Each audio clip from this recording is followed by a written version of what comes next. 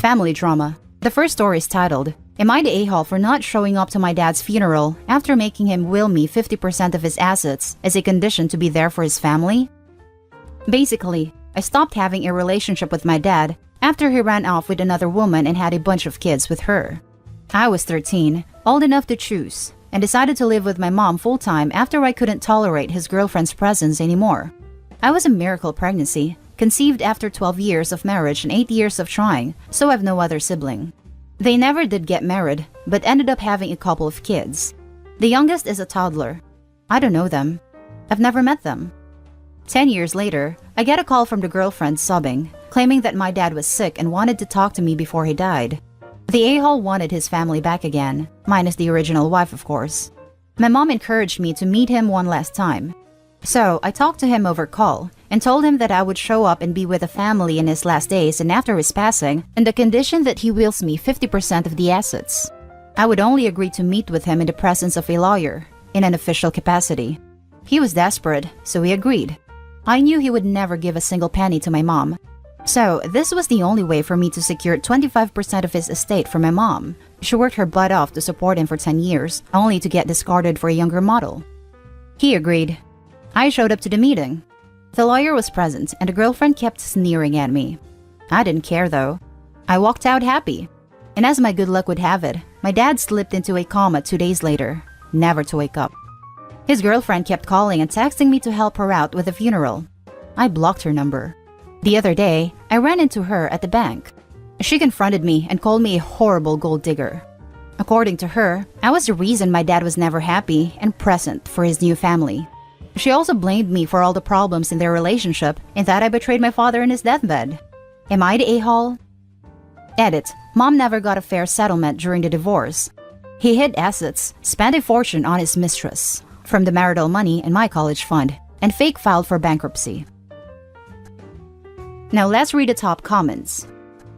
Everyone sucks here, but I'll tell you what, brother. If my dad had money, I'd do the same thing. Sister. Edit. Thank you, kind stranger, for the Yes Queen award. I don't feel like a queen, but I do have a better credit score, thanks to my emotional manipulation skills, so I'll accept the honor. You're entirely justified in what you did. Your absentee dad and his girlfriend figured you should be their dog's buddy and provide support to a family you've never met when he dies. Excuse me, what? Two grown-ups figured they'd manipulate a child despite 10 years of crappy parenting, and you manipulated a selfish man to give back to your mom. You made a hard choice, and you and your mom are gonna be better for it. Not the a-hole. Everyone sucks here, mildly. Your dad sucks for leaving your mom and choosing his new family over you. All those years with no contact, only for him to call you on his deathbed wanting to make things right. In my opinion, that's selfish. It was done just to give him peace of mind, not to apologize to you or mend your relationship. You and your mom are entitled to half of his assets, but you promised to be there for his girlfriend and your half-siblings in his last days and after his passing. Not honoring that promise sucks on your part too, but I can sense how much resentment you have for him and his new family, which is something I can't blame you for. I would probably feel the same way too. You know, on any post that I read which concerns a promise or request of a dead family member, it's usually said that honoring it doesn't really matter since the person is now dead. That they aren't going to know, and that why should it matter now? Sure, but in this case, the promise was made in the presence of one of the people affected who's still alive. The promise was made over a phone call. Dad tried to make me and a girlfriend hug it out awkwardly after the lawyer left. He thought he was reuniting his family. You gave his mind peace. That's pretty big of you. And perhaps you can be there, once they're older, for your half-siblings. You don't owe them anything, but when they're older, it might be a nice gesture, as their mother sounds like a piece of work. Not sure about that. I essentially ghosted him after I made sure I secured my bag. He slipped into coma 2 days later, but he did try to contact me after the visit. I didn't pick up his calls, nor did I reply to his messages. For the second story, am I an a-hole for not wanting to share the millionaire inheritance that my grandfather left just for me with my cousins and aunts? Before you need to understand who my grandfather was, so a short text to describe him. My grandfather had a very poor origin, but he moved up in the world. He led a peaceful and comfortable life. The few luxuries he gave himself was to travel to Italy, his country of origin, But he lived in a modest house in a good neighborhood, and I drove a BMW from the 80s. I know you said that it is not simple, but we are talking about a guy who was worth 8 digits in theory. This is important. Had 4 companies and employed 500 people. He could live much higher than he did. He did not spoil his children or his grandchildren, but he always made sure to pay everyone the best education and presented his 3 children, 2 women, 1 man, with a good home when they got married. My grandfather never let relatives work at his companies, including his children and grandchildren. He said that everyone should follow their own paths and always made it clear to never wait for his inheritance. He made it clear that he would choose a person who proved to be more able to handle his business and money. This created a discreet competition in which everyone tried to show the best to take on the business. I am the youngest grandson. I am 28. The oldest is 45. We are a total of 10 grandchildren, plus my aunts. My father passed away a few years ago. My grandmother passed away a little after. Here comes my question. My grandfather died about 4 months ago and left everything to me. And what surprised us the most was that he had a lot more than we thought. He had 9 digits, which confirmed my theory that there are wealthy people who never appear in Forbes lists. And that, of course, caused fights and arguments with my cousins and aunts about sharing the money with them. Should I share? After all, everyone knew what my grandfather wanted. Now let's read the top comments for this post. Not the a-hole, as that's what your grandfather wanted. They're more than likely going to contest the will in court and may get a settlement which will be a small portion of the whole. Sounds like your grandpa, though well-intended, was the a-hole. If I ever made millions, I'd make sure to set up my children and grandchildren for life with whatever business they wanted to go into, including if they wanted to work with me. I understand where he came from, so I'm sure he just never really came to terms with how very much he had to share. Personally, I would share, but it really is your decision. Not the a-hole. You're free to do as you see fit. Not the a-hole. It's all yours. Enjoy. Tell everyone else to go pound sand. No one should even be asking you or demanding anything. Just because of that, you should do nothing. Rule of thumb when inheriting money, sit in it for at least a year, so you don't make any rash decisions. The next story is titled, Am I the a-hole for telling my dad it's not my job to make things equal? I, 20 female, grew up with a blended family. My parents divorced when I was 4, my father remarried when I was 8, and I lost my mom when I was 10, and had to live with my dad's family. My stepmom and I have always had a tricky relationship. In the early days, she tried to compete with my mom and was very territorial when my mom was around, like trying to force me to hold her hand and always trying to move things along if I saw my mom and went up to hug her. She forced hugs with me then, when exchanges would happen, if it was in front of my mom and didn't take no for an answer. I resented the hell out of her. Then my mom died and it was a crappy 2 years after. My stepmom was hurt I hadn't wanted her at the funeral. She was hurt that I wasn't enthusiastic about living with them. I wanted to do the same 50-50 with my dad and maternal grandparents, who were a huge part of my life up to that point. It got a little easier. I have never really cared much for her, but after a while, I did try to be nicer and more inclusive, but I never given my relationship with her as much effort as I did with my parents. This has apparently bothered her, and recently, she brought up how much effort I used to put into making gifts and cards for my mom when she was alive. She actually kept track of that stuff, and how I would always buy her a card and get her something generic for gifts. Apparently, this has always bothered her, and is why she competed so much.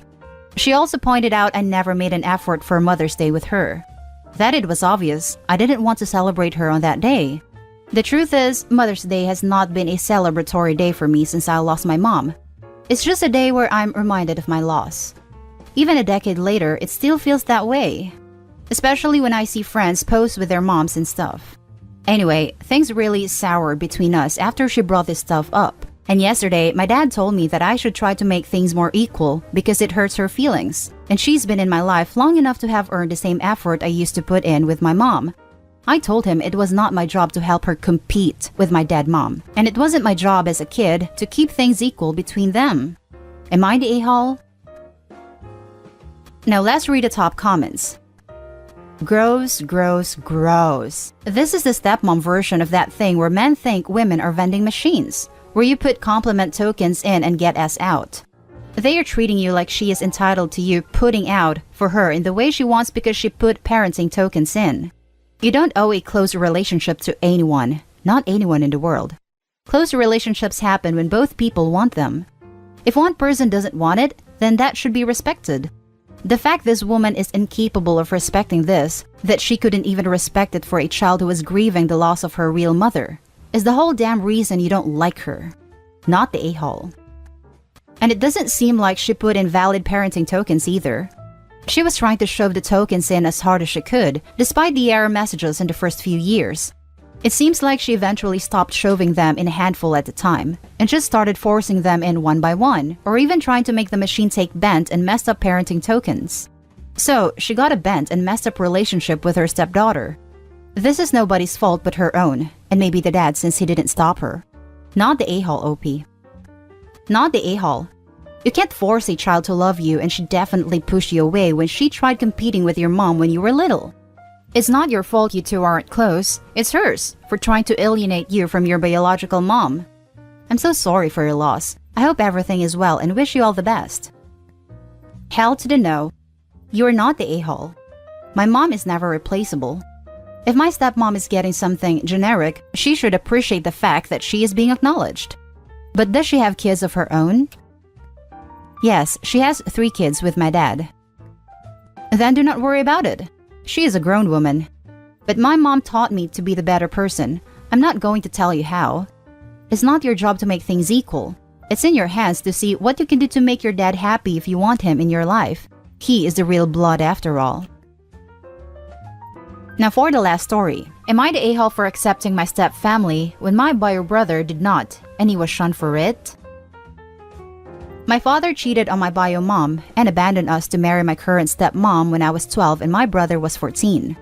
He was frankly an absent father and I didn't miss him much, but my mom didn't have an easy time raising us as a single parent. She died 2 years later from an overdose when I was 14. We subsequently moved to and lived with my father's new family, comprising my stepmom and her 2 sons, 2 and 3 years older than me. Going into this, both me and my bio brother hated both of them, with the view that my dad was a cheating, unreliable scumbag and she was just a cheap witch. I wasn't expecting to actually like my stepmom, though we were right about my father. Past the first few months of awkwardness, my stepmom and brothers actually treated me great. They always wanted a daughter and sister respectively and quickly started including me in their family activities and looking out for me. My stepbrothers are also genuinely nice people, and I am so lucky to have them in my life. My bio brother, on the other hand, didn't take the move well and started acting out, /skipping school, /getting in trouble with the law. He didn't participate in family activities and moved out as soon as he could. Recently, I met my brother and he told me that he blamed me for jumping ship so quickly and not sticking with him. He felt that I betrayed our mom and him. He said that if I didn't accept his family too, my dad would probably have packed us off to live with our uncle in a different state. And he wouldn't have had to go through his crappy teenage years almost alone. I'm 20 now, and I've always felt guilty about so quickly accepting them and leaving my brother behind. Meeting my brother only cemented this. Should I have not so quickly accepted my stepmom and brothers? Am I the a-hole? Now for the top comments. No a-holes here. He lost his mom super young and is allowed to have complicated feelings about that. He shouldn't be blaming you for anything and maybe should be in counseling to deal with that. It's an emotional situation and I really see both sides here. The dad is an a-hole for sure. I think the stepmom and the stepbros also might be, because Sophie said they treated her well because they've always wanted a daughter and sister. They may have not treated a bio brother as well as they did OP because they had no use for him, making him feel like an outcast and driving a wedge between OP and him. I feel sorry for the poor kid. No a-holes here, except your father. You were both kids. You were able to find a positive in a crappy situation. Your brother was not. It is easier to blame you than it is to accept the reality that this situation is not really anyone's fault. It is unfair that he wants to drag you down into his life of misery as well. No a-holes here. It is a hard situation all round, and the way that society tends to treat the emotions of young men, I doubt he was ever given the support he needed by the adults around him. It doesn't make him right to be hurt by your acceptance of your step-family, but it does explain his anger towards the situation in general. I was struck by something, though. You said that after a few months you accepted them as they treated you well because they always wanted a daughter/sister. Forgive me if this is wildly off the mark, But it is possible that that acceptance was for you alone, and your brother, especially as he was already 16, was seen as an inconvenience at best, well before he started acting out. I say this because he mentioned being almost alone. It is possible that your stepbrothers froze him out while embracing you, driving an increasing wedge between you two, especially if he had been in the position of having to look after you beforehand and was suddenly pushed into the cold by the move, with him perceiving you as choosing people he felt he needed to protect you from. If that is the case, that wouldn't make either of you wrong for what you've done. You were teenagers. Even now you're still young. Regardless, I would suggest having a full, open, honest, and vulnerable discussion with him about it, if you are both alright with the idea. And that's it for this video, folks. As always, comment, like, and subscribe. And don't forget to turn on your notifications to get updated on the latest videos. I'll catch you in the next one. Stay safe.